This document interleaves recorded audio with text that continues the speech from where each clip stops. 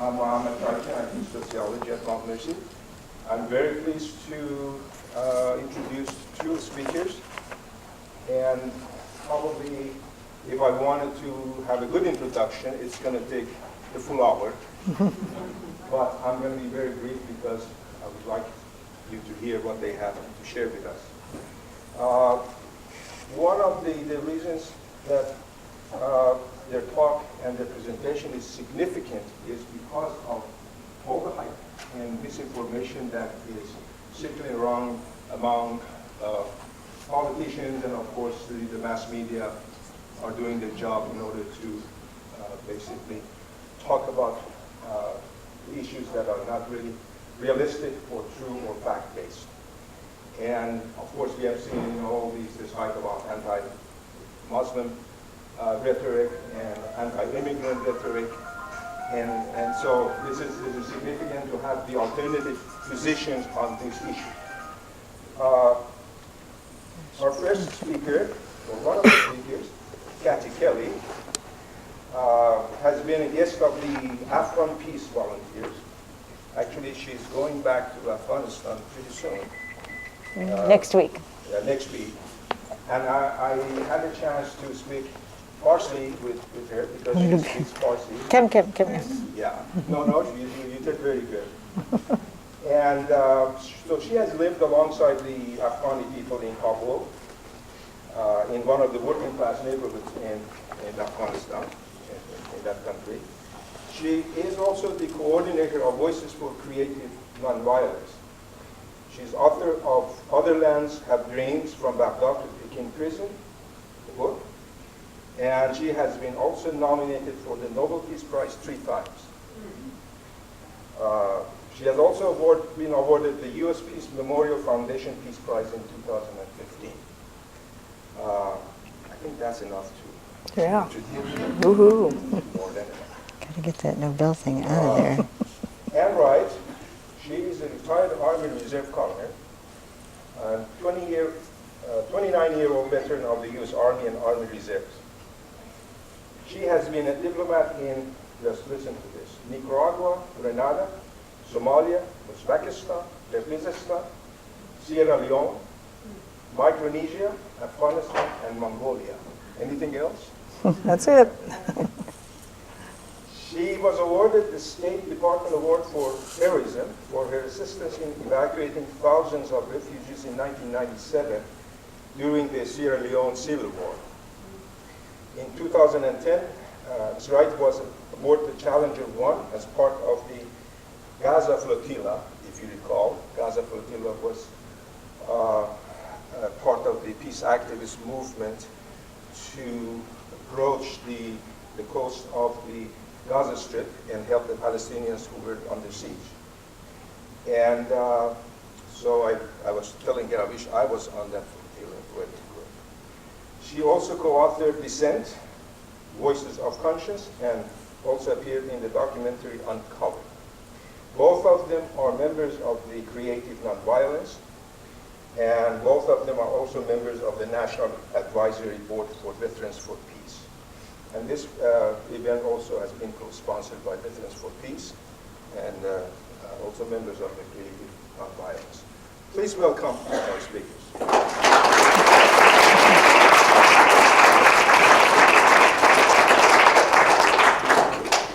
Well, thank you very much, Dr. Mohammed. It's a pleasure to be here. And we want to thank Veterans for Peace and the other groups who have brought Kathy and myself to Iowa. We've been on an 18-city, 21-day tour of your state. That's a little exaggerated, but we've only been here 3 days, but I think we've been in a lot of places and doing a lot of speaking. And it's been a real pleasure to do that because we both have the honor and privilege to travel around the world and to be involved in a lot of issues that we find that people in our country are most interested in. And they like to hear from people who have had the ability to get out and see things and interpret things and perhaps give a little bit different view than what we see on television and what we hear from the mass media. And tonight, I'm going to talk about two specific issues, and coming from a background of the U.S. military, 29 years in the U.S. military, 16 years as a U.S. diplomat, so most of my adult life was spent in the U.S. government. But I did resign in 2003 in opposition to the war in Iraq, and after that I started working with groups like Veterans for Peace and Voices for Creative Nonviolence and Code Pink Women for Peace, and seeing the world in different prisms, of going back to some of the areas that I'd already been in as a U.S. government employee, but going with people who are looking with a different lens, a different view of the effect of U.S. policies. And the major policy that I resigned over, the invasion and occupation of an oil-rich Arab Muslim country that had nothing to do with 9/11, the country of Iraq that in 2003, in the shock and awe, was invaded and occupied by our country. And 13 years later, we see the continuing results of that invasion and occupation. That indeed regime change did not bring peace and security in the region. Indeed, the region is aflame even worse than it was before, with now ISIS in Iraq and Syria, with another regime change place, Libya, in total chaos. So the results of that come in various ways. And the first place I want to talk about, as you walk through the door, Joe and Lila have brought in remarkable table of very, very important books and cultural artifacts from the Middle East, particularly from Palestine, the West Bank.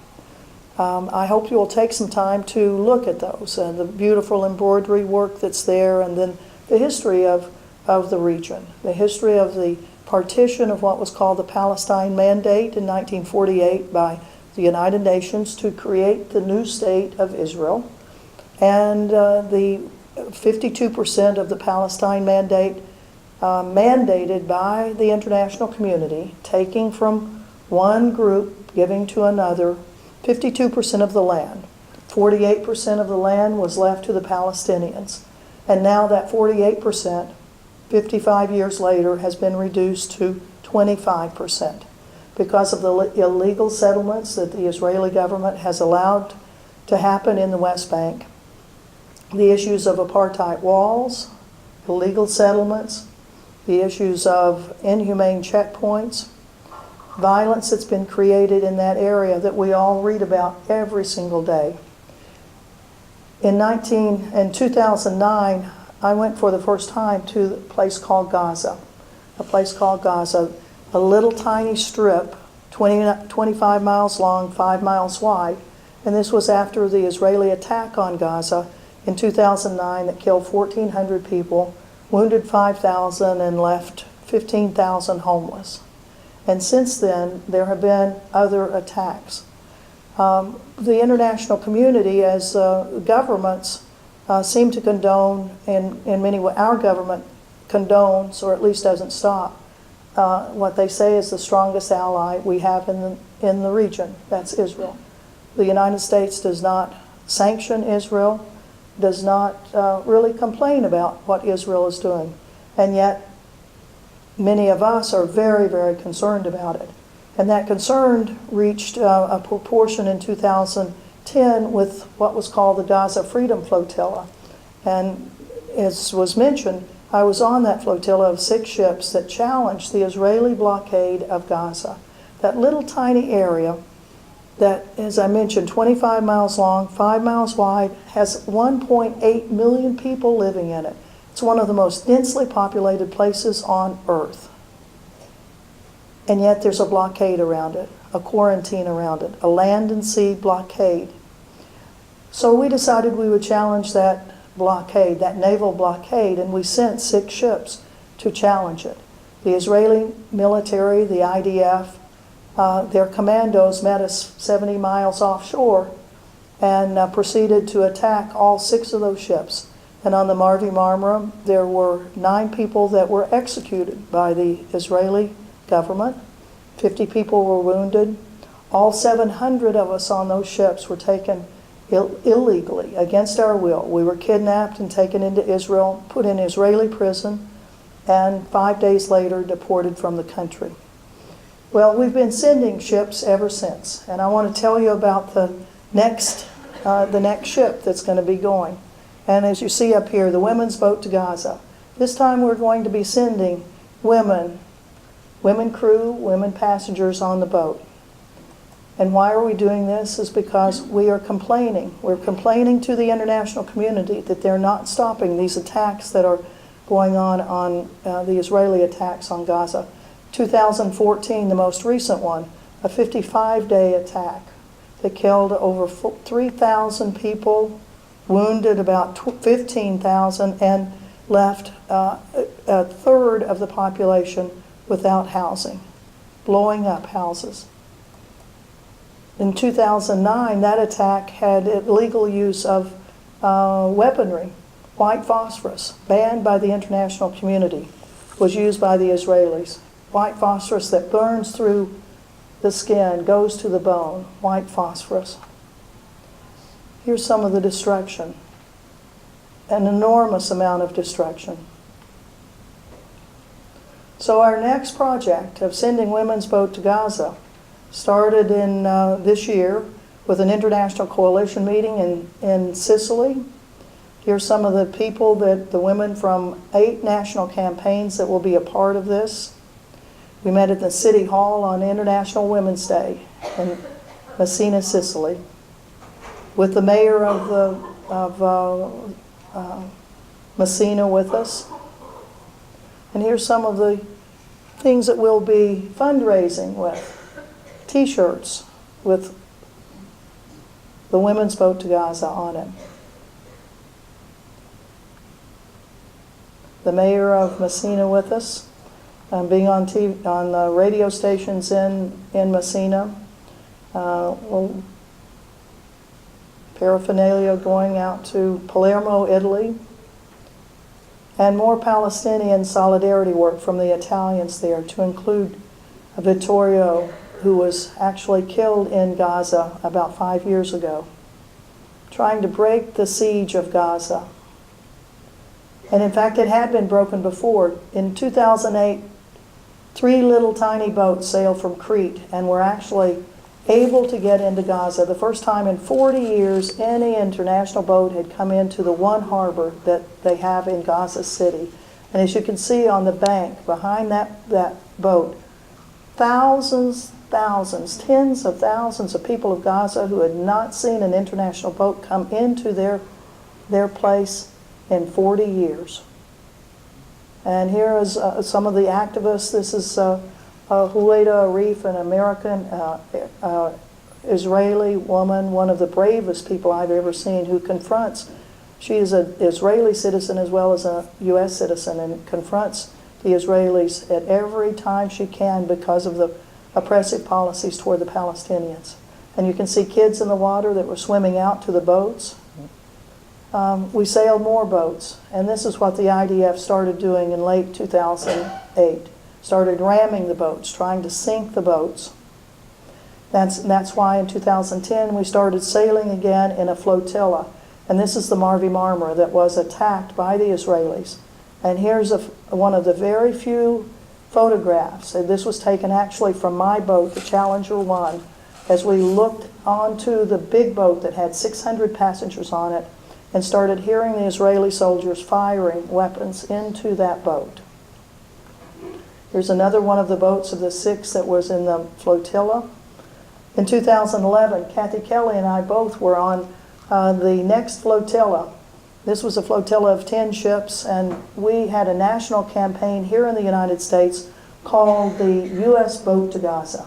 And we called the boat the Audacity of Hope. The Audacity of Hope, the same name that President Obama had given to his book. And we wanted to remind the president that while he, in the early days of his presidency, he actually said some very encouraging things, that there should be a balanced policy of the United States between Israel and Palestine. But indeed, he did not follow through with that, and we were reminding him by naming our boat. In 2012, we sailed the Swedish vessel, the Estelle, a beautiful, beautiful sailing boat that's actually in Haifa Harbor now. Most of our boats have been kept by the Israelis. They now have a tourist tour of what they call the terrorist boats. Not one weapon has ever been found on these boats. Not one weapon. And in 2015, we sailed the Marianne into waters off Gaza, still in international waters, and the boat was seized. So this year we're going to do the women's boat to Gaza, and we hope that you all consider helping us with it. Outside we have many flyers that give the websites, the names of or locations where if you care to donate, you're most welcome to, or sign up on our email list so that you can keep track of what we're doing, what progress that we're making. And I will finish with this to remind you that on the table that Joe and Lila have are some postcards that remind us of the theft of Palestinian lands that's been going on by the State of Israel. That's something that is known to virtually every person in the Middle East. And that is one of the reasons why there is turmoil, that people are very upset in the Arab world about the theft of Arab property, causing great chaos around the world. That plus the invasion and occupation of Iraq, what ISIS is doing now, all of these things are causing a lot of turmoil. And I've just come back from 2 weeks in Germany and 1 week in Greece. And I want to tell you quickly about that trip, because it really has to do with all of our foreign policies in terms of how we're viewed in the world. This first picture is of a protest that we did at Ramstein Air Base in Germany.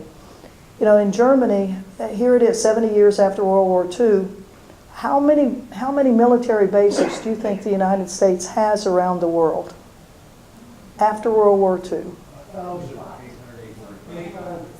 1,800. Yeah, you're in the range. In fact, it's the 800 right now that is the number. It used to be 1,400 military bases you had during the Cold War the U.S. had. But we have reduced the numbers. But still we have over 800. And over 200 of them are in Germany. And one of them, Ramstein Air Base, is the Communications Network Center for the Assassin Drone Program of the United States. The Assassin Drone Program, where the President of the United States, based on recommendations by the 17 intelligence agencies of the United States, on Terror Tuesday decides who is going to be killed extrajudicially by the United States, based on the never wrong intelligence information given by our agencies. Now, have they ever made a mistake? Yeah. Yeah, and people around the world know the mistakes that are being made. They know that it is, I mean, the President of the United States, is he supposed to be the prosecutor, judge, jury, and executioner without a court order executing people, the death penalty for people? Well, that's what it's devolved to, and that's why people around the world hate our drones and hate us for using them. So while we do protests in the United States at Creech Air Base in Nevada, and you here in Iowa now have a drone base. Not that the drones are physically located at the Des Moines airport, but a control and communication center is there, which really makes Iowa one of the targets for people that don't like drones. So right here, you now have, you all are a part of this Assassin Drone International Network. We were reminding people in Germany about these drones by our protests there.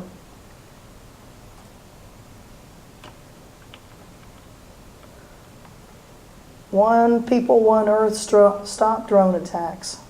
And we gave, in 7 cities in Germany, we gave talks about the drones. And this book, made by an 82-year-old member of our delegation from California, is called Naming the Dead. These are names of children that are known to the international community as having been killed as a part of nearly 6,000 people that have been killed by these drones. We know that 90% of the people killed by drones are non-militaries. And Joe reminds us that 90% of the people are not militants, And this has been done by the Bureau of Investigative Journalism in London, who have gone to places like Afghanistan, Pakistan, Yemen, and talked to families of survivors, or talked to families of victims of drones, as Kathy has. Kathy has been to Pakistan and Afghanistan. I've been there talking to families. We've been to Yemen. We've talked to families there about what happened. Why was a drone in their area, and why were their people killed? This is an award ceremony for an American peace group called Code Pink Women for Peace. I'll just mention briefly this prize that was awarded by the city of Beirut, a prize for tolerance and humanity, was challenged by the Israeli government, who said that Code Pink, because it challenges the policies of Israel toward Palestine, toward Palestinians, was therefore anti-Semitic. We're challenging the policies.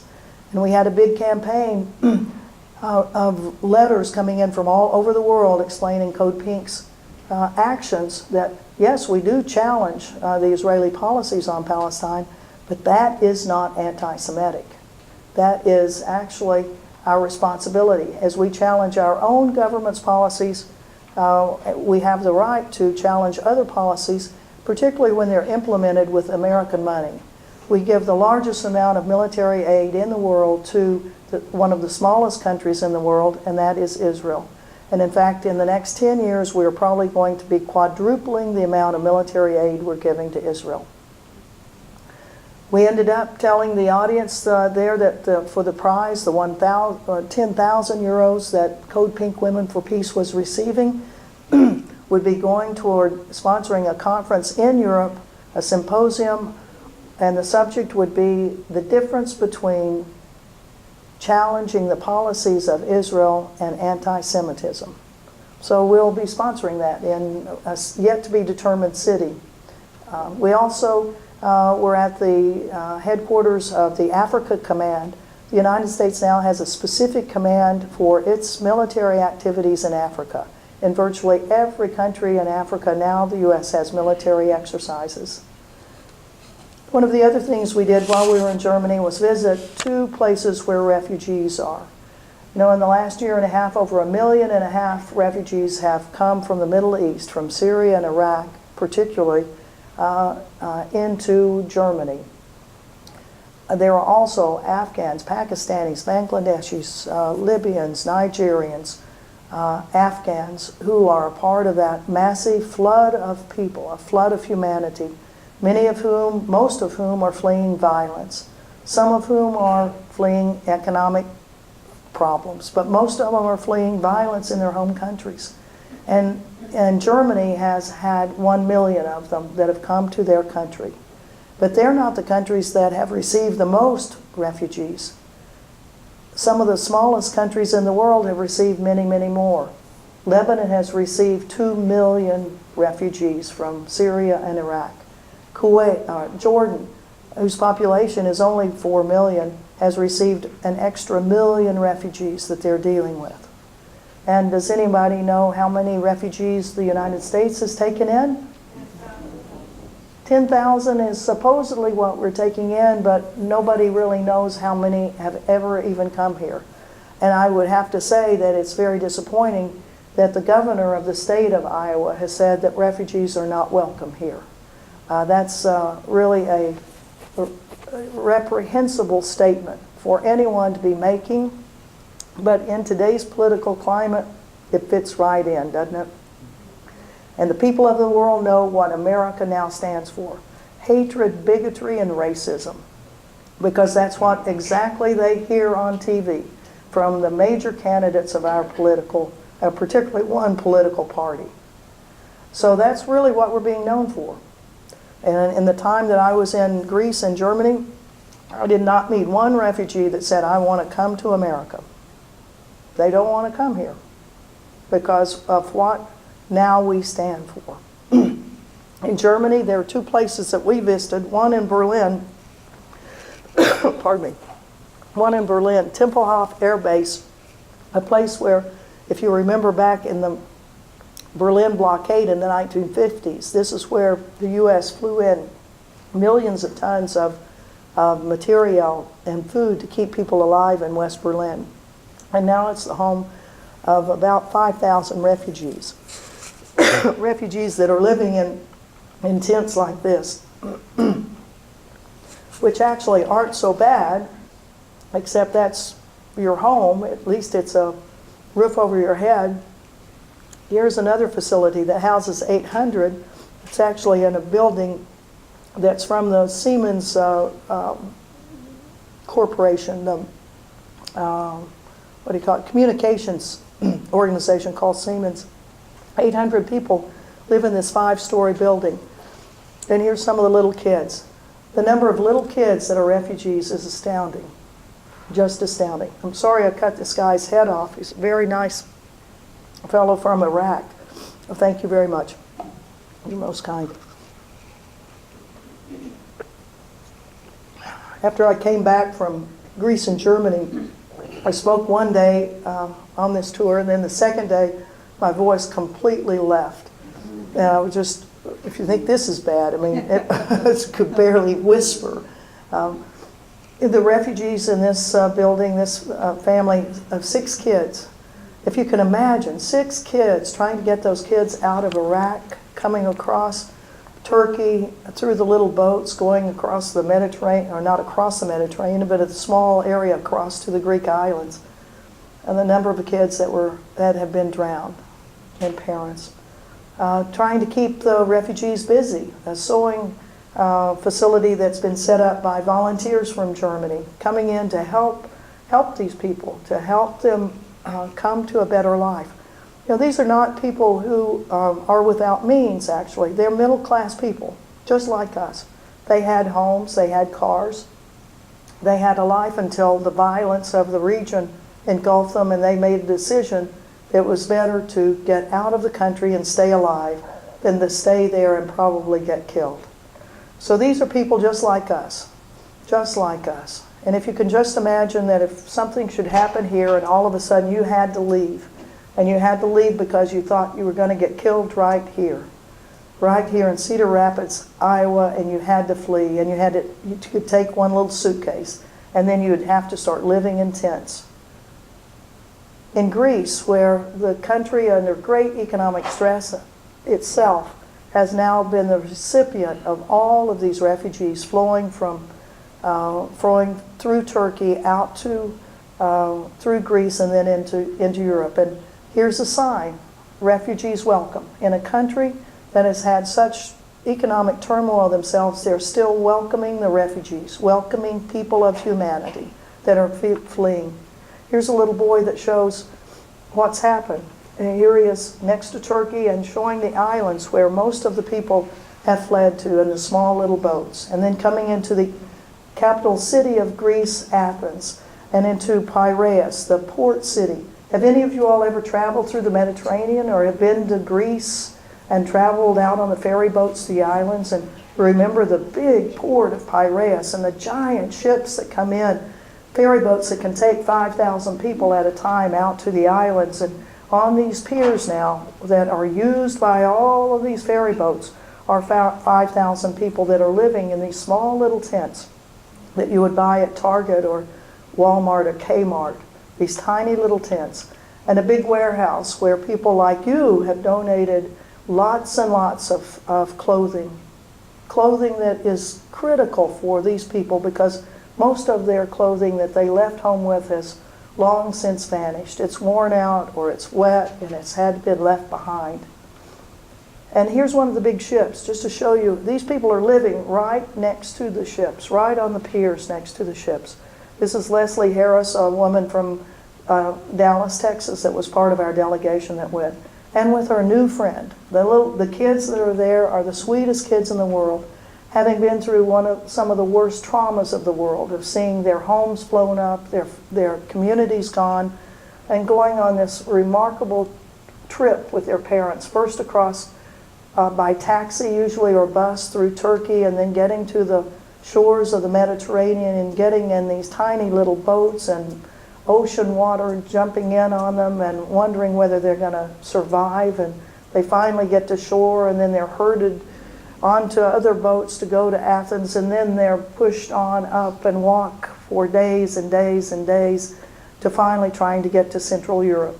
But not all of them made it to Central Europe, and there are over 15,000 that are in two specific camps, 5,000 down on Piraeus on the docks. Here's some more pictures of what they're living in. And you've got to hand it to the Greeks. I mean, they're under great economic stress, but they're still helping these refugees. This is a family from Baghdad, 4 little girls and 1 little boy. The mother is an Arabic teacher, the father is a pharmacist. And the father said, we've got to leave. We're going to get killed. The violence is all around us, and we are going to get killed. And he said, I had to take my family because I can't live without my family, and if I left, what would happen to them?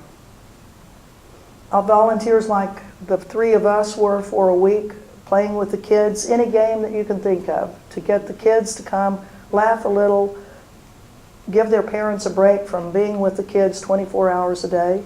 One of our other duties was going in the warehouse and opening up the boxes of tons of stuff that's been sent in, and then sorting it by size, trying to get it ready for the next group that would be coming in that needed more clothes, piles of clothes. And this young man, Ahmed, is from the Yazidi population. Yazidis that have had such a very difficult time. And then we went up to the Greek-Turkey border on the Macedonian-Greek border that's now closed to the refugees. And there is a camp of 10,000 people that are sitting up there waiting for the border to open. And these are camps that are not run by the government. They're run by volunteers and by NGO organizations. We're at one of the camps that's in a gas station area, a plaza around a gas station, and there are 5,000 people that live in this one place. We're taking around food for the kids under 11. Under 11, they're given in the morning a protein oatmeal porridge thing from Save the Children to make sure that the kids have enough protein for the day. And kids that are playing any game they can, trying to keep their eyes off the misery that's going on. Sometimes the parents take them into the closest little town just to get them out of the camp and do something that's kind of normal, like going to a town. Here's a map of the 5 camps that are right on the Macedonian border. Here's some of the other types of tents that are being used. The day that we arrived there was a massive thunderstorm, a terrible storm that had high winds, heavy rains, and hail. And as you can imagine, the muck of huge rainstorms filling the tents of the possessions, the only possessions these people have, including all their paperwork, trying to stay alive through this. And Médecins Sans Frontières, Doctors Without Borders, is one of the great organizations that there is. And if you want to contribute to organizations that really do help people in crisis situations, MSF and Save the Children are 2 of them that do a wonderful job. More of the big camp of 10,000 people that are there, the lines that are for food and things, and other volunteers that come in. This was a group of clowns that had come in from Italy to be there for a week, to just wander around with these crazy noses and all of this paraphernalia and getting the giggles out of the kids and out of the adults of people that were caring for them, that wanted to come and help. More lines for food, and you can see in the background more rain coming and wind that's going to be picking up. And the next day trying to dry out, trying to put the tents back up, and in another warehouse trying to sort out shoes to be ready for the people that needed to have some dry shoes on there. Wet blankets, tons. You can imagine the logistics problems of trying to keep 15,000 people going up in this area. Drying out. And one of the key places of every one of these refugee camps electrical outlets where they can plug in their cell phones so that they can then call back home to see what's going on in Damascus and Aleppo and Baghdad and all of the country, all of the cities that are really under siege now. So what will we do? What are we going to do with our government that says only 10,000 people will come in? Only 10,000. And indeed, they're not making any great effort to move these 10,000 at any speed at all. We're perfectly capable of doing things. Back in the end of the Vietnam War, 125,000 refugees from Southeast Asia were brought in a period of 6 months. I was a part of it. I was in the Army and I worked at Fort Chaffee, Arkansas. We had a continual population of 30,000 refugees that were being brought in and then moved out. Brought in, moved out. And people like you all in Iowa, and in fact there is a community, I think, of Cambodians or Laotians, a large community that came from that. We are capable of absorbing a lot of people if we want to. And I would say the people in this room want to. We want to do something for these folks.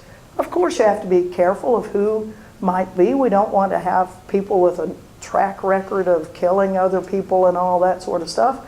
But our government can sort this stuff out in a humane way and in a fast way that can help people stay alive. So I would urge you all to work together to put pressure on our government, put pressure on your governor to take back that statement that he said about refugees, and work with organizations like Catholic Relief Services and Lutheran Relief Services that know how to receive refugees and receive them quickly and in a humane way and get them out into communities so that you can enjoy the wonderful, wonderful people that come from the Middle East.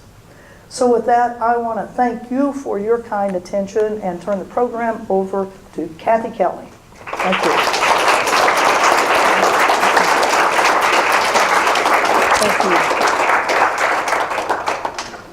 Well, good evening to all of you, and special thanks to Ann Wright. What a privilege it's been for me to travel with Ann in a number of different contexts, but especially here in Iowa, and to realize how, with her heart open to the world and her strong mind, she's been able to make a difference in people's perceptions of refugees. There's a wonderful song by Leonard Cohen, who ends his song by saying, "Every heart to love will come, but like a refugee." And I think perhaps one story from my own past can represent something that weighs on my mind very much when it comes to treating other people as subjects, not as objects, and when it comes to trying to understand how the military mindset often creates the almost cartoonized notion that some people are worthwhile human beings and some people aren't. So I want to take you with me back in my own history to a time when I had been going back and forth to Iraq quite often to break the economic sanctions against Iraq. And I was sort of asking people in our group to be like Johnny One Note. Really, let's focus on Iraq because nobody else pays attention to this issue. But then this almost plaintive begging for help came from Palestinians who lived in the West Bank in a place called Jenin. And this is one of the most beautiful places imaginable in the world to me. It's a hilly, verdant, wonderful spot. But people who lived in Jenin had already been turned into refugees once by being forced by the Israeli government, by the Israeli Defense Forces, into what was called the Jenin camp. It was a large refugee camp, and they were forced out of their homes and forced away from their farms. And then in 2002, for reasons it's very hard for me to even begin to understand, the Israelis decided to make yet another attack on the Jenin camp so that people really had nowhere to run, nowhere to go. But there was a hope that maybe if internationals came, is there a problem with the microphone? Oh, should I just talk without it? I'll talk with it. Hold it maybe a half inch further. How's this? Is this better? All right, thank you. So there was a call for internationals to please go to the Jenin camp and try to live alongside people, and maybe there would be a less fierce attack on the Jenin camp. Well, how were we ever going to get into this Jenin camp? It was surrounded by Israeli soldiers with tanks and armored personnel carriers, and it was down a 13-mile walk down a hill. And people assured us when we got to the outer area of Jenin, there's no way you're going to get into that camp. But we'd come a long way, and so we asked the woman who was giving us hospitality if we couldn't please have her broom and a pillowcase. And we tied a pillowcase to the broom, and 6 of us went marching along, hoping that we would be able to enter into the Jenin camp.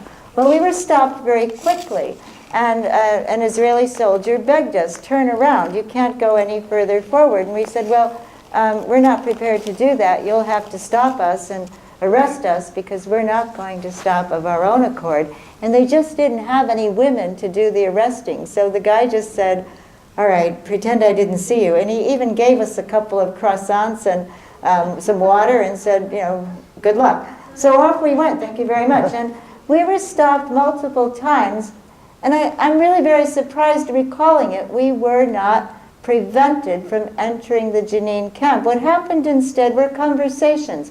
One of our number was a young guy who was a punk rock musician, and he'd talk with the soldiers about punk rock, and I'd find somebody who was interested in fiction and talk with them about Israeli and other authors that I knew of, and somebody else talked about scripture and philosophy. And so anyway, we managed to talk our way in, and it was, you know, you could imagine sitting down for a beer and pizza with these soldiers. They were very chatty, very conversational, and they'd always say something like, you know, go across that onion patch and across the tomato patch and turn right and you'll get in.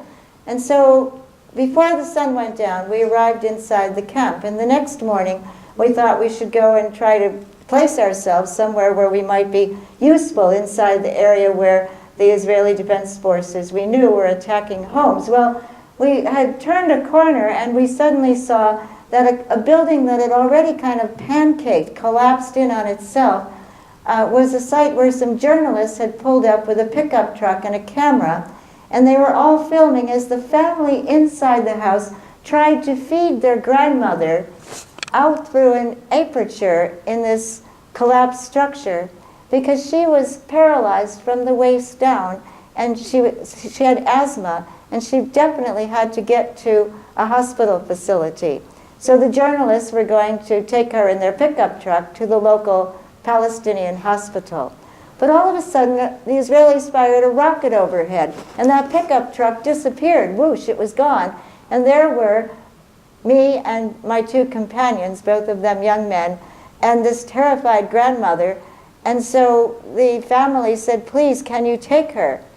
So she was really terrified.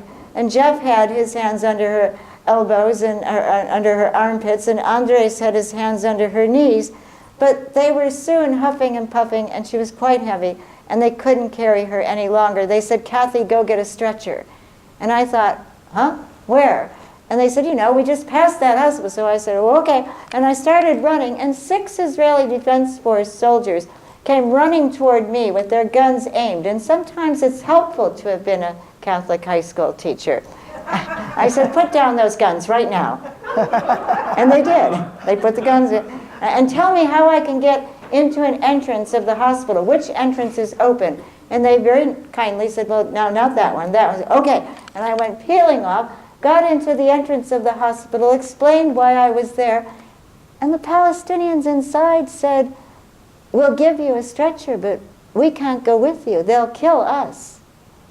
And so I had the stretcher on my head, running back to get to where the elderly woman was on the ground, and I could see as I neared them that my friend Jeff was waving his blue passport over her head, and I thought, is he trying to, you know, give her some kind of a breeze? And then I looked above, and what he was doing was he was trying to shelter her from the soldiers on a second-floor balcony up above who were lining down plates and glasses and anything they could find as a projectile to throw at the terrified grandmother. And so the very same soldiers who wouldn't dream of shooting me, who would have conversations with us about books, about scripture, about music, could see in the grandmother somebody so demonized that they'd try to throw things at her and terrify her further. Why does that story stay with me? I believe that war isn't over when it's over, that war traumatizes people, that at first there's a little fissure, it's like a rivulet, but it grows wider and wider and wider, and people can't see across to the other side without seeing some imagined monstrous demonic figure. It's the absolute worst situation in which to deliver more weapons.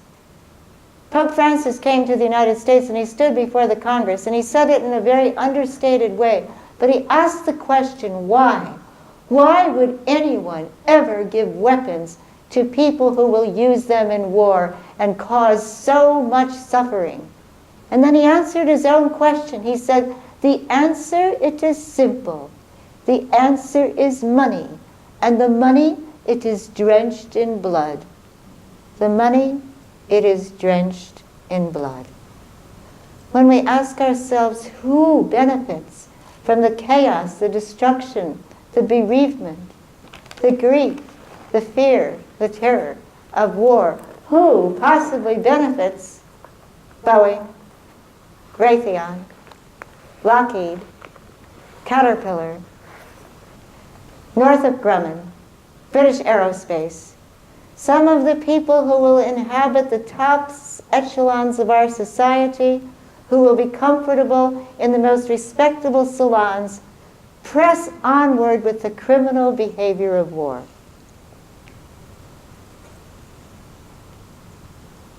When I've been in Gaza, and I was there in what Anne had described in 2009, when a bomb exploded once every 11 minutes. Once every 11 minutes, a bomb exploded. Sometimes it was a Hellfire missile fired from Apache helicopters. Sometimes it was a 500-pound bomb dropped by an F-35 plane. And it was terrifying. I remember when it finally ended and there was a lull in the bombing, the young mother in the home where I was staying sat down in a chair. The back of her hand hit her forehead.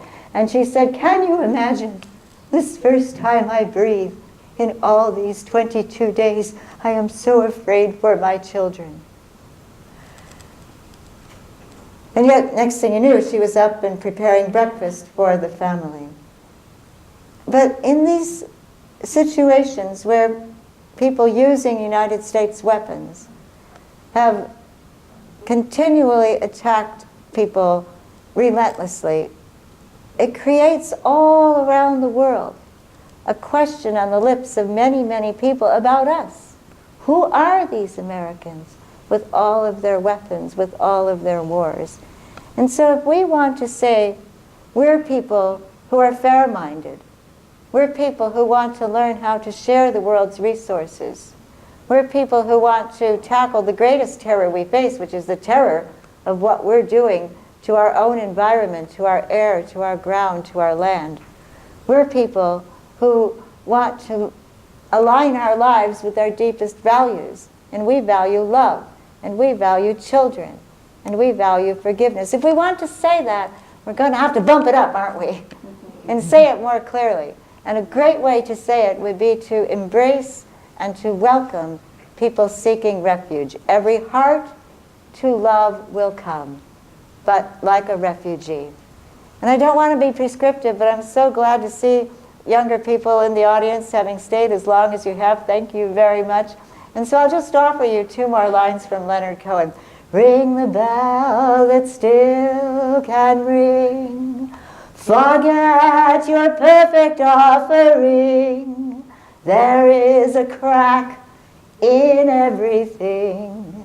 That's how the light gets in. Forget your perfect offering. You don't have to be perfect in order to try to take action. I know there are things to think about. Am I acting out of my white privilege? Am I acting out of the wrong motives? But you never, if you wait till you're perfect, you'll wait a very, very long time. Forget your perfect offering. There's a crack in everything.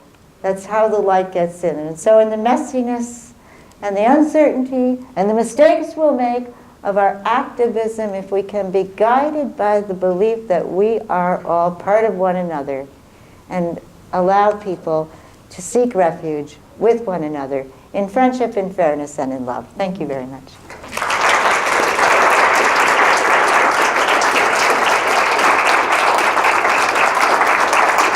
If people would stay with their conversation. Before I forget, and before we go to the questions and the responses, the organizers of the tour asked me to present this book to Kathy Kelly. Kathy is leaving for New York tomorrow morning, and I think they were scheduled to have a talk at the University of Iowa tomorrow, but she had to leave. Probably you may want to explain why. Well, there's a very wonderful person, Daniel Berrigan, who shaped a generation of activists, and he died several days ago, and his family and friends will be gathering in New York City. So the organizers of this tour very kindly said, it's okay for you to go.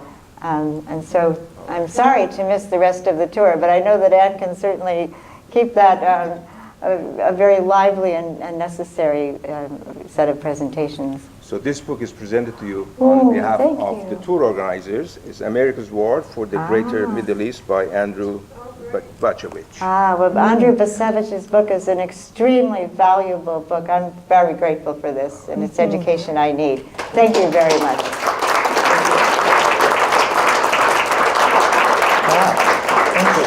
So now it's time for any questions you may have for our speakers. And if you go out these doors, you'll see some tables that have literature, and we'd invite you to have any of that literature. I have a video out there that's free, and Anne's got information about the boat to Gaza, and there's a Veterans for Peace display, and then the very fine Palestinian goods and encouragement to learn about all of these various things. Thank you. Would you say something about Daniel Berrigan, just briefly? Well, Daniel Berrigan was a Jesuit priest. He was a very devout sort, very pious, really. And he and his brother, who also had become a priest, began to be very touched by the civil rights movement and then by the horror of what was happening in Vietnam. And so they decided that they would take steps that had been recommended by people like the Reverend Dr. Martin Luther King, steps of civil disobedience, in which they would take suffering upon themselves in order to try to expose to people the truth of what was happening in Vietnam. And at that time, many, many young people, the young men in this audience, would have been very ripe for being drafted and sent over to loan themselves to kill and possibly be killed in Vietnam. So first they poured blood on draft files, and then they went back a second time and they had homemade napalm. And they went into a place where the draft materials were being stored, and they said, excuse us for this disruption of the good order of the day, but we need to take those files from you. And they took them out in the parking lot, poured the napalm on it, lit it, and burned the files. And then they stood together in a circle, and they said prayers and made another statement, and then they were arrested.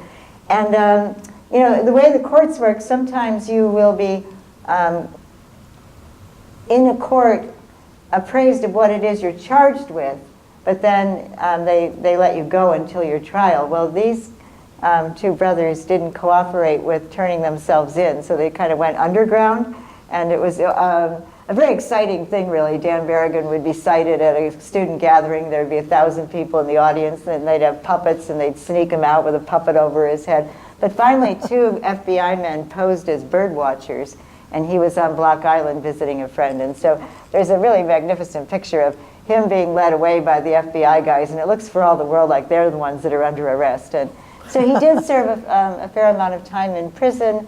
He wasn't somebody who sought celebrity, but he did become quite well known. And he was a prolific poet, wrote many, many books of philosophy and scripture research, and just had a way of putting words together that kind of made you unable to dodge from the truth of what he was saying. Thanks for asking. Mm-hmm. Thank you. I wonder if Anne Wright could talk to us about her pilgrimage that led her to resignation. I wonder, was that just finally things just came together, or had you been along the way, having doubts and questions and that sort of thing? Well, as I mentioned before, I'd spent most of my life, adult life, in the government. And it wasn't that I believed everything that every one of the 8 presidential administrations that I worked under, starting with Lyndon Johnson and ending with George Bush. I mean, I didn't believe everything they were saying. I held my nose to a lot of things, but I didn't make a decision to resign. Other people during that period of time resigned over various issues, and I didn't.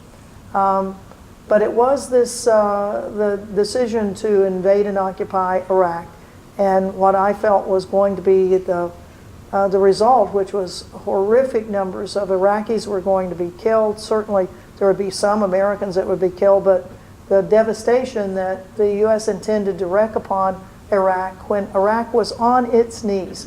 I mean, the United States does not pick on tough countries. Let me just tell you that.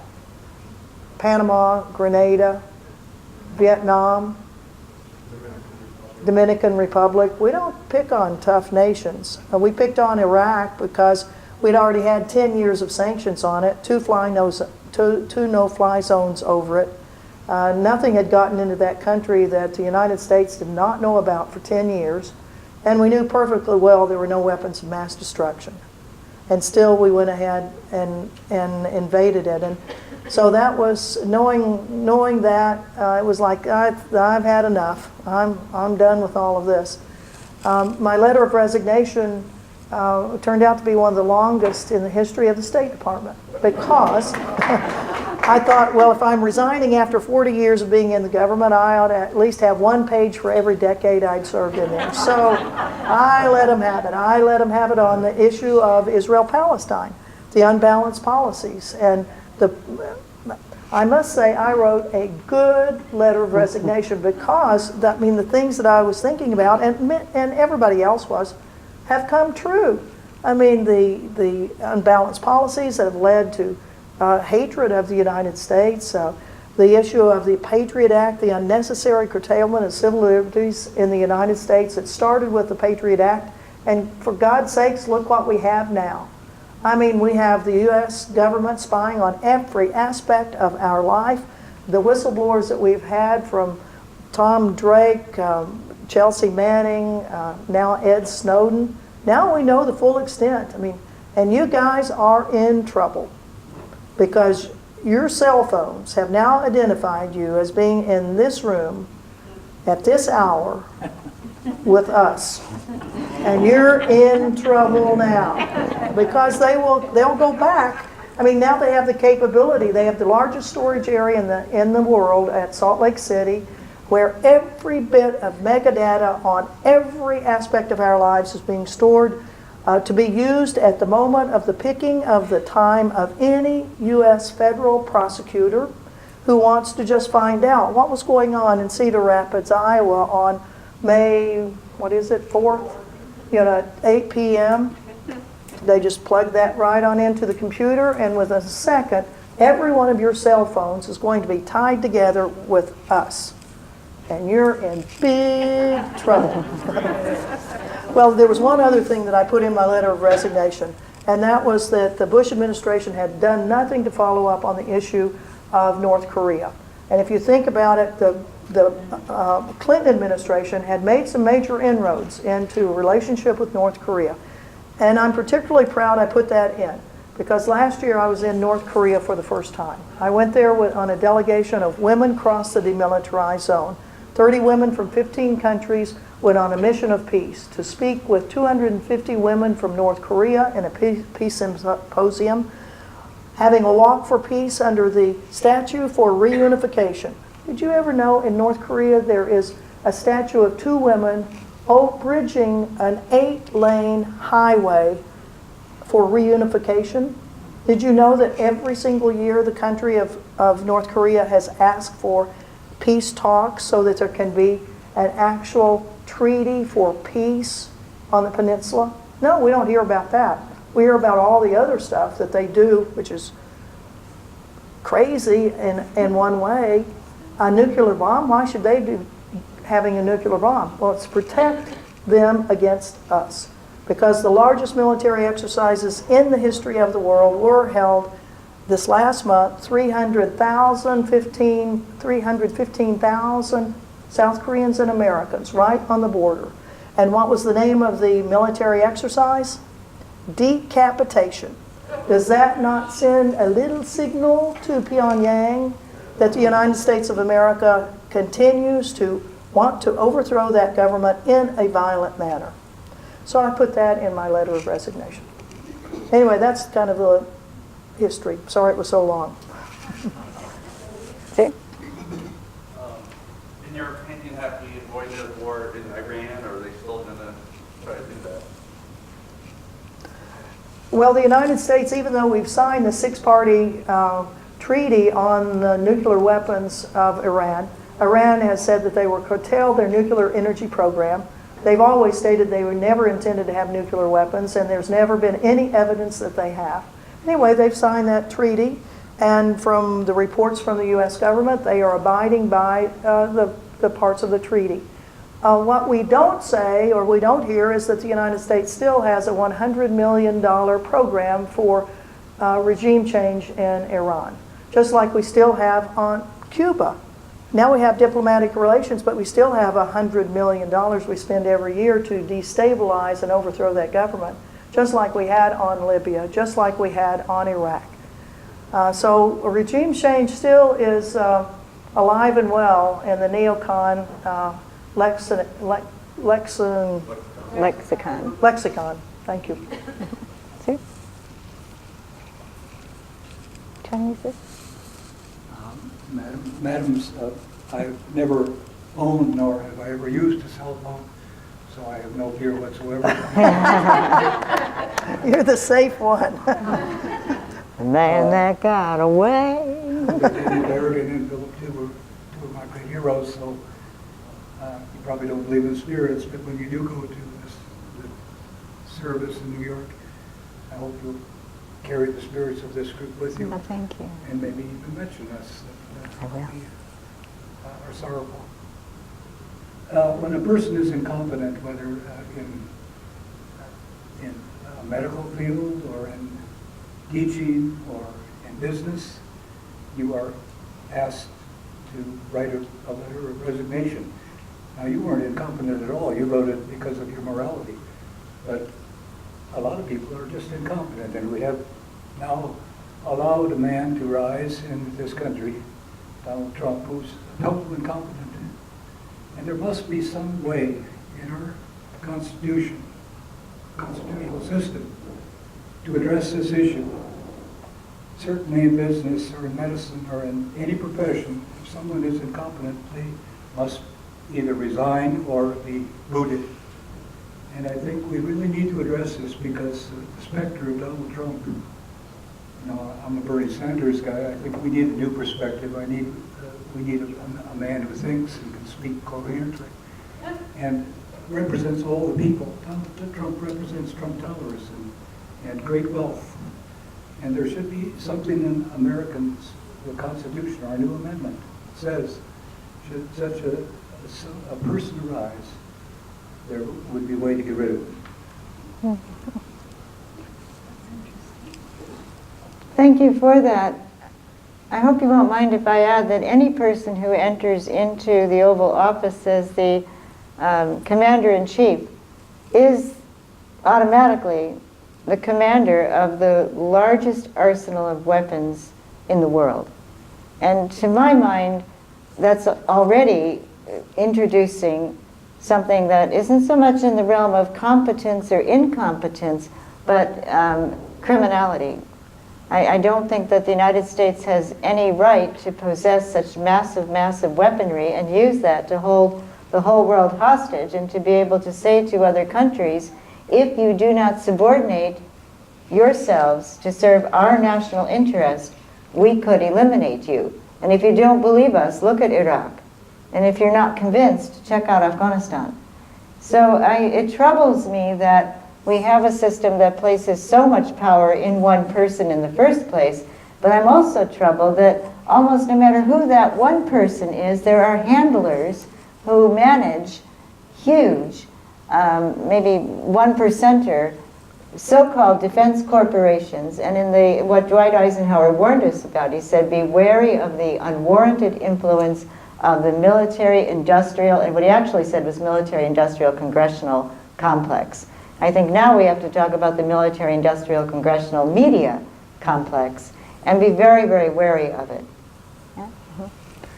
Well, and it's, while I totally agree with your assessment of Trump, we do have this system of voting, and I think it's been pretty staggering for all of us to see how many of our fellow countrymen and women have found what Trump is saying to resonate with them. I mean, it's really, I think, heartbreaking. But our system is that we determine who is competent and not in terms of voting. And that's where it's going to be quite an election. And I'm just hoping that the people who have come out, that we've seen every one of the persons who think Trump stands for them, that we've actually seen them on TV. I think that the rest of America outnumbers them by 90%. But it's very disheartening to see the type of rhetoric that he has decided to use. Purposely deciding to bait people in hate and racism. Something that I don't think he had ever done before.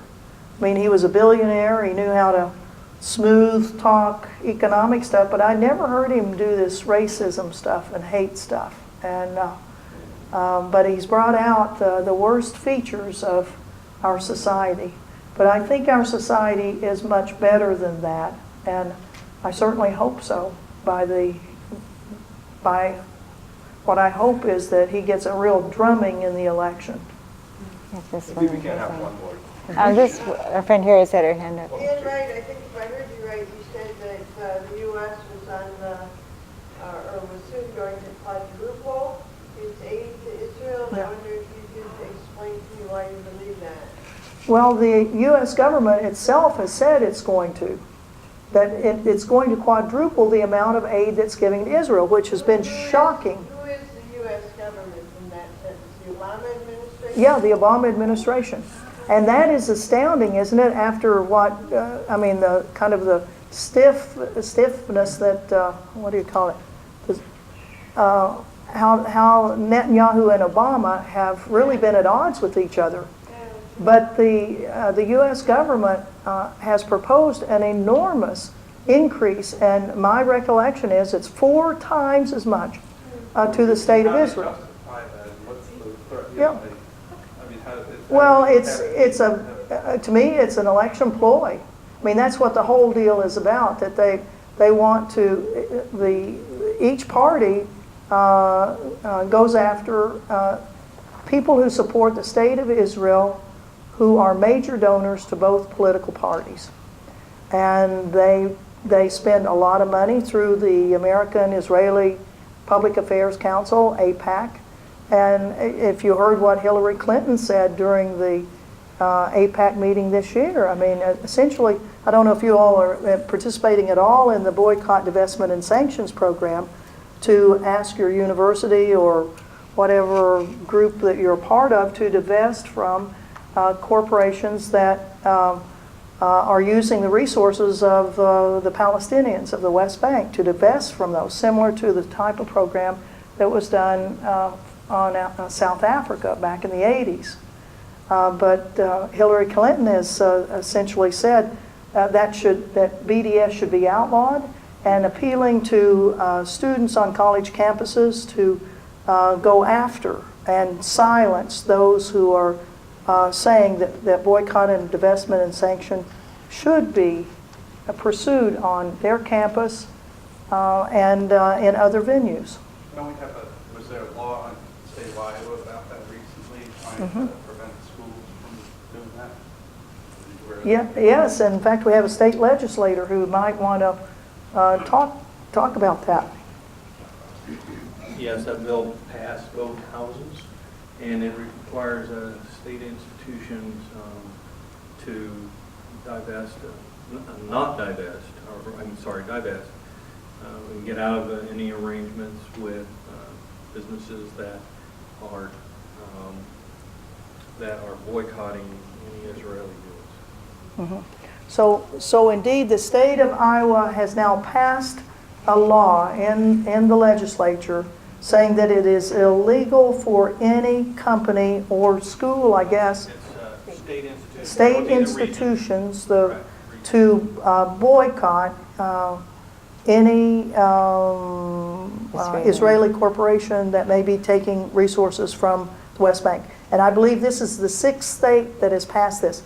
This is an orchestrated effort by the state of Israel to silence dissent. And they're spending a lot of money on this to silence any sort of criticism for the policies that they have toward the Palestinians. One last question, sir. Excuse me. In this particular, by the way, my cell phone is off. In this particular room, you are basically preaching to the choir. Now, what about the side of this? What do you say to people when they hear the word refugees? They bring up, oh, it's our nine brothers in Boston, the attacks in Brussels and Paris, and repeat traps like we don't know who is coming in, we cannot risk it. Well, I like to be with the choir. I think it's good to stay in tune. But and I don't know really what all of our student friends think. It was great of you to come and stay, but we shouldn't be over presumptuous. What to say when people try to build up a sense of fear, be very, very afraid of people that might come in? I think we should maybe quote something from the Chicago Tribune this past weekend. It was a line from investigators who had studied a United States attack on a hospital that occurred in Afghanistan, in a northern province of Afghanistan, the Kunduz Hospital, run by Médecins Sans Frontières, the Doctors Without Borders Ann mentioned are such a great group. Well, indeed they are. And the United States attacked that hospital. 42 people were killed, over 300 wounded. And the investigators from the United States side said it was a disproportionate attack on a threat that was non-existent.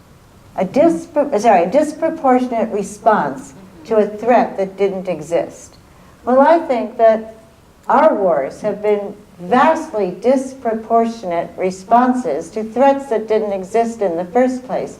But in these disproportionate responses, the United States has killed, either through economic sanctions that killed 500,000 children, or through bombings that have killed thousands and thousands of people, through displacement that has resulted in many more people dying because they don't have access to clean water or to medicines or to any of the basic needs that people have when they're living in these very rough, tense situations. I mean, what the United States has done to terrorize people all around the world is so much exponentially greater than those attacks that have cost lives of people here in the United States. It's very hard for people to understand that, to hear that.